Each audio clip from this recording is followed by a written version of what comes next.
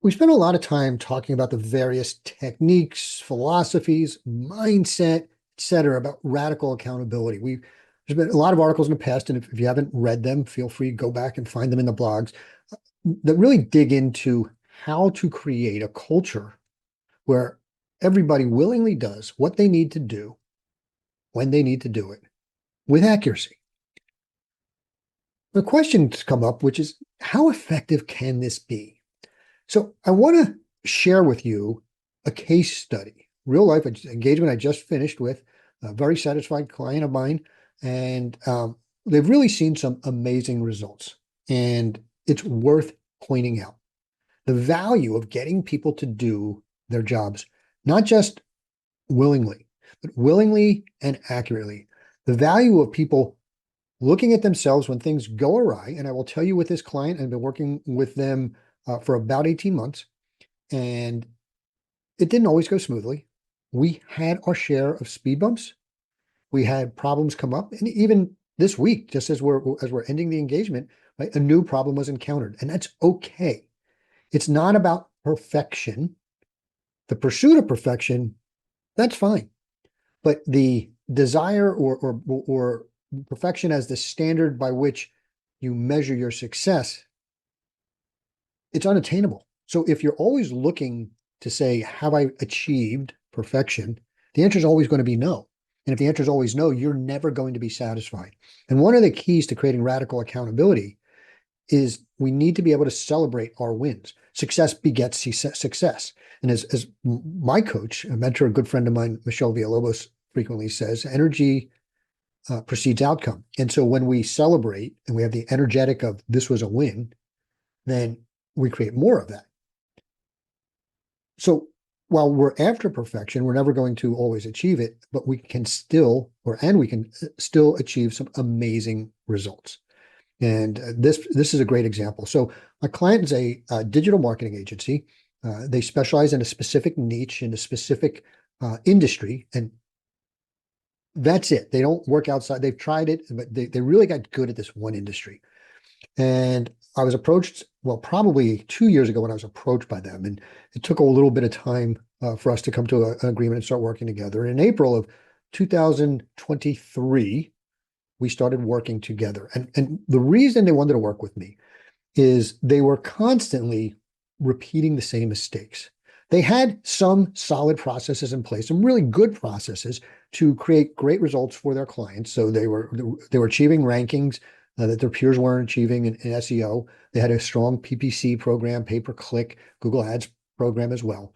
But when they were launching new sites, there were problems coming up that frequently the customer, the client, would uncover.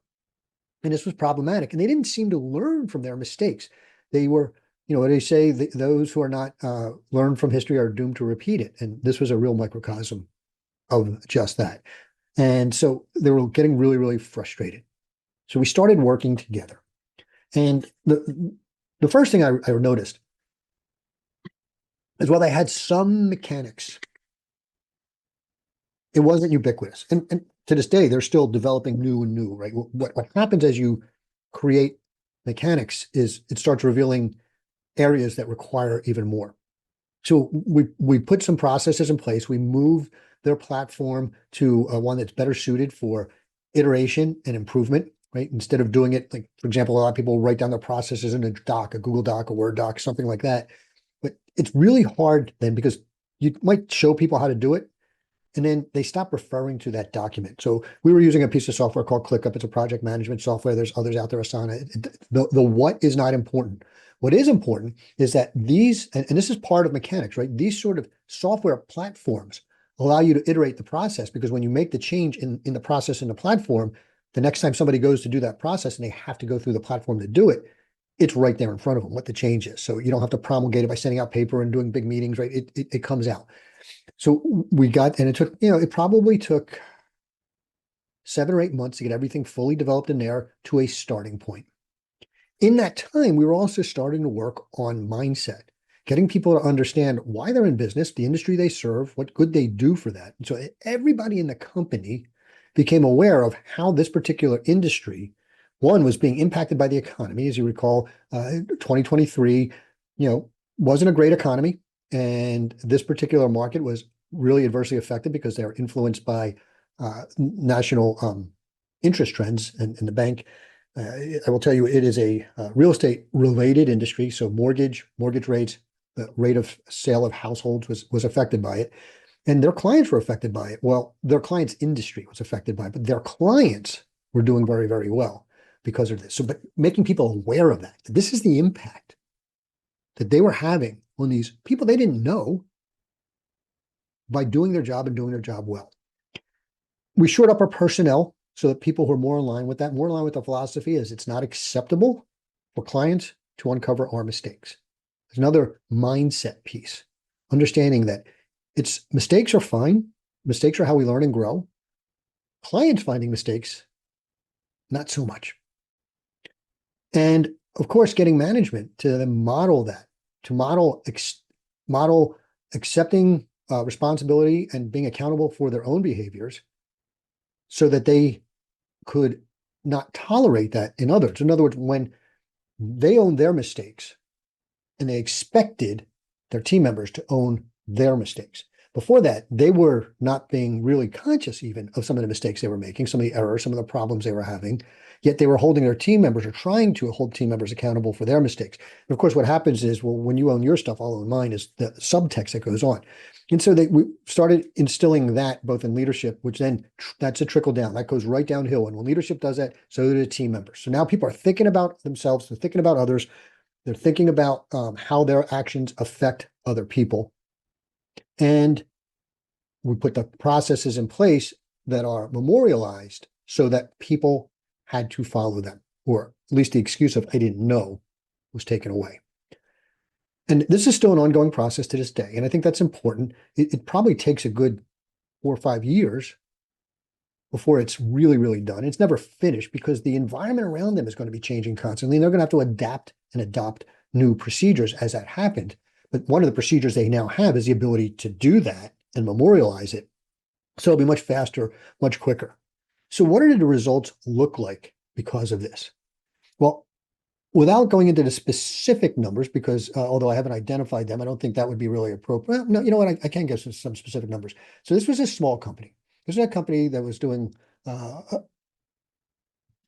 actually, I'm not going to go into the specific numbers. Let's just say this. Their revenue, top line revenue, and most business owners look at top line revenue. Their top line revenue grew by 22.6% over from 2022 and through versus 2024 through the end of October. So this year's not over. There's still 2 more months of revenue, and they're already at 22.6% higher revenue than 2022. But that's not the story, because gross revenue doesn't mean anything. What's more important than gross revenue is gross profit. Now, if everything stayed the same, you would expect gross profit to stay the same as a percentage. Well, their gross profit actually grew by 45.8%. Proportionately, they doubled their gross profit versus, well, not double the gross profit, but their gross profit grew twice as fast as their gross revenue. And what that really meant was they went from a 48% profit margin to a 57% profit margin. That's a measure of efficiency. What that directly represents is what happens when you reduce mistakes. Because now you're not doing the same work twice. You're actually able to produce more work in the same amount of time, significantly more work. For every hour you save fixing a mistake, right? That's actually 2 hours, because not only are you not spending that hour fixing that mistake, you're now spending that hour working on something else. So they were able to go from 48% to 45.8, I'm sorry, to 57% gross profit in that time period. And that's huge. Their net income, however, that's the really exciting piece, because their net operating income went up 87.8%. So one of the concepts that really many people don't think about is once you are profitable, every increase in gross profit goes directly to net profit. Now, what's interesting is we actually ended up increasing their fixed expenses by almost 25% in that same period. So we're spending more every month, but we're making so much more because of the efficiencies of their production that it more than compensated for that increase and resulting in a very significant 87.8% increase in net operating profits. And these are not small numbers. I will tell you that the owner of this company put significant money in his pocket because of these efficiencies. This is the value of radical accountability, getting people pushing decisions down as low as possible. So there's more efficiency because decisions are made faster. This results, of course, in and people doing their work once correctly. So they're able to produce more work. Everyone's happier because now they're more in charge of themselves. And because happier people actually produce better, it all snowballs into this. So next time you're trying to figure out how do I increase my sales, think to yourself, how do I increase my profit? How do I get my people to be more efficient? If you're curious, let's have a briefing. Let's talk about what's going on. See if we can do something similar for you. Join the Radical Accountability Movement. Watch the next video right here and subscribe so you never miss a tactical breakthrough with Locked On Leadership.